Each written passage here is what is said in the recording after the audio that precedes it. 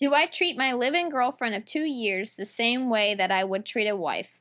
Cover her expenses, etc. Well, I mean, that it depends. He doesn't really elaborate. And obviously, these are short questions, anyways. But if she's a stay-at-home mom, well, yeah, because she's not earning an income. So, yeah, you're going to take care of her and treat her like your wife. But if you guys are both living together, then I would say like a percentage of, because I got this question in an email. It's a longer one. I'm going to probably do in a video newsletter in the next week or so.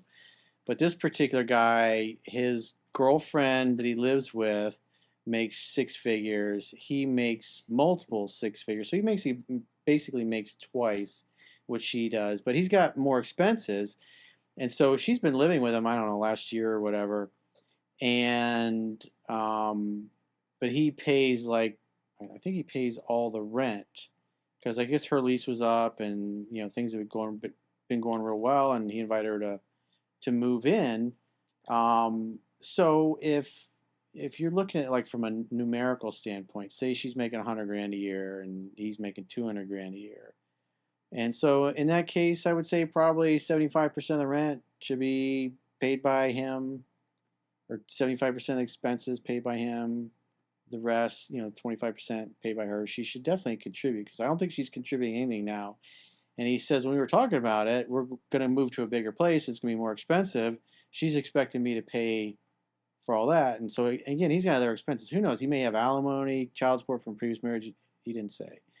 But so you got to look at, obviously if you're making $500,000 a year and your girlfriend makes like 30 grand a year and you're living in a place that's like 20 grand a month or something, or 10 grand a month, or she's not going to be paying 50% of that or even 10% because she's not making that kind of money. But a contribution absolutely is, she should contribute proportionally based upon the incomes, is, I would say, is a fair way to do it. But it's not fair to you to be paying 100% of the expenses, especially if you're going to get a bigger, more expensive place, and she gets to basically save and bank 100% of her money because you're not married. And so if she got hit by a bus, you wouldn't get anything.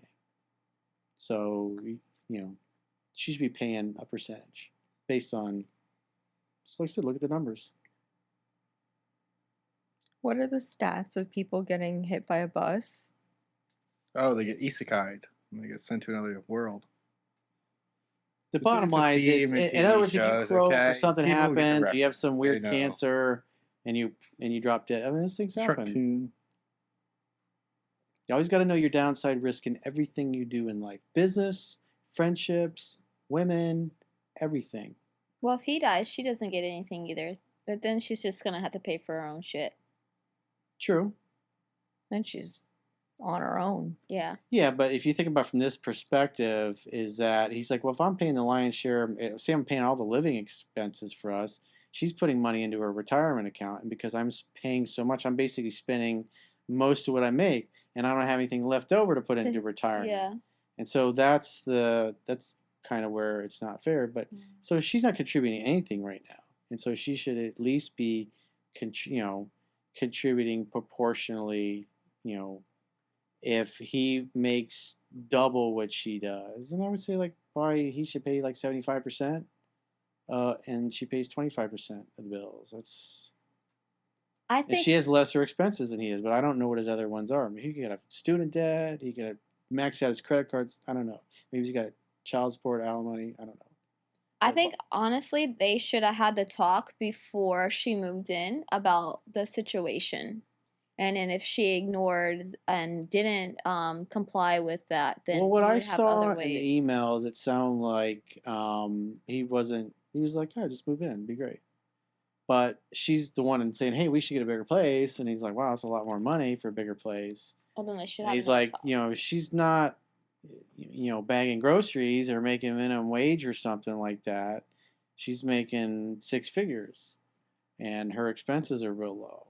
She's probably, women a lot of times are more frugal than guys when it comes to paying their bills and money and things like that. It can be, I should say. And so you don't get what you deserve in life. You only get what you negotiate. So you must have a tactful negotiation with your girlfriend if you're going to agree to move to a bigger place that's more expensive. because you got to be able to save money as well. And the other thing you got to consider is, say you're making 200 grand a year, she makes 100. Ideally, 20%, 20 grand for her should be put away towards retirement, not spent. It should be invested. And for you, if you're making 200 grand a year, 40 grand of that should be put away. And then whatever's left, you can use that to pay your bills. But you should always pay yourself first as you go through your life. Put it in your stocks, your bonds, your money that you put away to buy investment real estate or whatever it happens to be. Got to pay yourself first, always, no matter what. There's going to be ups and downs in the economy. You got boom bust cycles. No matter what, 20% gets put away. So account for that as well.